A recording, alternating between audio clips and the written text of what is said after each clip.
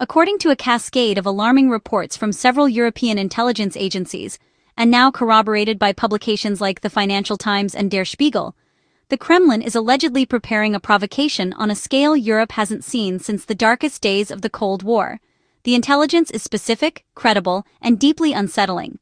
Sources embedded within NATO headquarters claim that Vladimir Putin has personally greenlit an operation of unprecedented audacity, the simultaneous launch of over 1,000 drones toward European Union countries. This isn't a theoretical threat. It's a meticulously planned contingency. The crucial question, which keeps military planners in Brussels and Washington awake at night, is still unanswered. Will these drones be armed, or are they intended merely as a colossal, terrifying show of force? Either scenario would carry devastating consequences.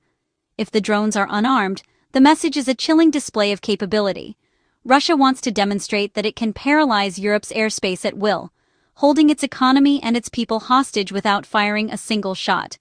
But if even a fraction of those drones carry explosive payloads, it would represent a direct kinetic attack on NATO territory.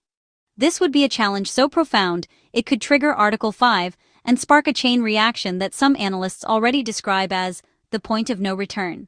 Officials in Brussels believe this planned operation is direct retaliation for a recent high-stakes incident off the coast of France.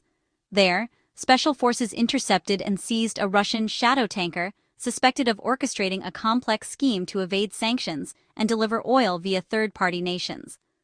That seizure, sources say, was not just a financial blow, but a public humiliation that deeply angered the Kremlin. In response, Putin reportedly instructed his intelligence and defense agencies to prepare a dramatic, asymmetrical show of strength. Washington's response so far has been unusually cautious, bordering on dismissive. This follows a pattern. After an earlier Russian drone incident in Poland, when dozens of drones briefly crossed into NATO airspace, the U.S. under President Trump avoided any direct confrontation, publicly stating it was unclear who launched them, despite clear intelligence to the contrary. This lack of a firm reaction, many experts believe, was interpreted in Moscow not as prudence, but as weakness, directly emboldening the Kremlin to push further. Reports from The Guardian suggest that it was precisely this perceived Western inaction that encouraged Putin to dramatically raise the stakes. He is testing the limits of NATO's resolve, and so far he has found them to be surprisingly flexible. Meanwhile, the South China Morning Post claims that Beijing is quietly but firmly backing Moscow. Chinese leadership reportedly sees a European escalation as a golden opportunity to divert NATO's attention, resources, and political capital away from the Pacific, where China is methodically advancing its own strategic plans around Taiwan. A Europe in crisis is a Europe that cannot interfere in Asia. Inside Europe, a palpable anxiety is growing. The Financial Times, citing sources within the German Bundestag, says European leaders are gripped by a paralyzing uncertainty. Many fear that Putin is preparing what they call a gray zone strike, an act of aggression calibrated to fall just below the threshold of conventional war, but designed to cause maximum chaos and political division. Imagine the scene: 1,000 drones appearing simultaneously over the skies of Poland, Germany, France, and the Baltic states. Even without weapons, such an act would trigger continent-wide panic. It would paralyze civilian air travel, force airports to ground all flights, and sow public terror. Economists at institutions like the Bruegel think tank warn that the immediate economic damage from grounded flights and market panic could easily exceed tens of billions of euros in a matter of days. In response, Bloomberg reports that Brussels is scrambling to discuss a continent-wide counter-drone defense regime. This includes the emergency deployment of Patriot and SAMP-T missile systems around key cities, nuclear power plants, and industrial hubs. But military analysts are candid. Europe's current defenses are nowhere near ready. These systems are designed to stop a handful of advanced ballistic missiles, not a swarm of 1,000 low-flying, low-cost drones. The cost-benefit ratio is a nightmare. Firing a $1 million missile to destroy a $50,000 drone is an unsustainable strategy. This isn't just theory. Chatham House analysts in London have already detected the movement of multiple Russian mobile drone launch systems toward Kaliningrad, the heavily militarized Russian exclave nestled between Poland and Lithuania. This finding is supported by independent intelligence from both Warsaw and Vilnius. A senior NATO official, speaking to Politico on the condition of anonymity, stated bluntly that this could be the biggest test for Europe's integrated air defenses in modern history.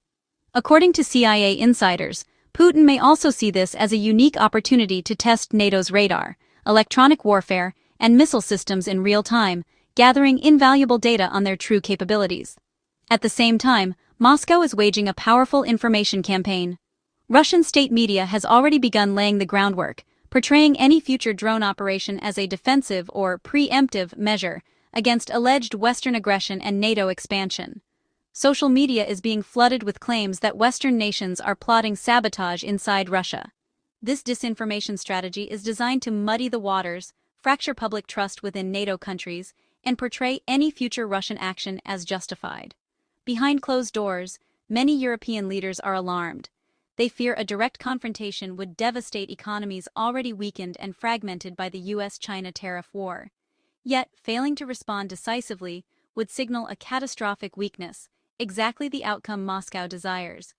In Poland, officials publicly insist they're ready to act decisively, but analysts note that without immediate US and German backing, Poland's defenses remain limited. The government has rushed orders for new Patriot systems and South Korean missile batteries, but experts warn they are still years from being fully operational and insufficient to counter a wave of 1,000 drones.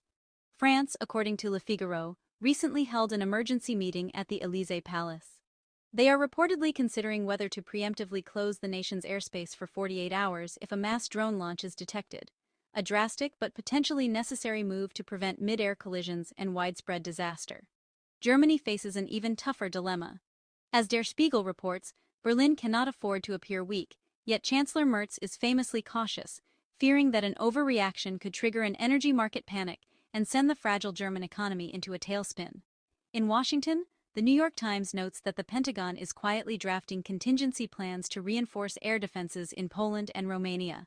Still, President Trump has privately expressed extreme reluctance, reportedly saying he doesn't want another Ukraine, and insisting that Europe should handle its own security problems. That isolationist position has stunned and horrified leaders in Berlin and Paris, who for decades have built their defense posture on the bedrock of American protection. Analysts at Carnegie Europe warn that Putin's ultimate goal isn't just military, it's psychological. He wants to prove that NATO, for all its power, cannot protect its own airspace or its own people. He aims to shatter the public's confidence in the very foundation of Western security. If 1,000 Russian drones were to cross European skies, even if they were completely unarmed, they might not destroy buildings, but they could shatter Europe's invaluable sense of safety and unity. As one Rand Corporation analyst grimly put it, the real weapon isn't the drone, it's the fear.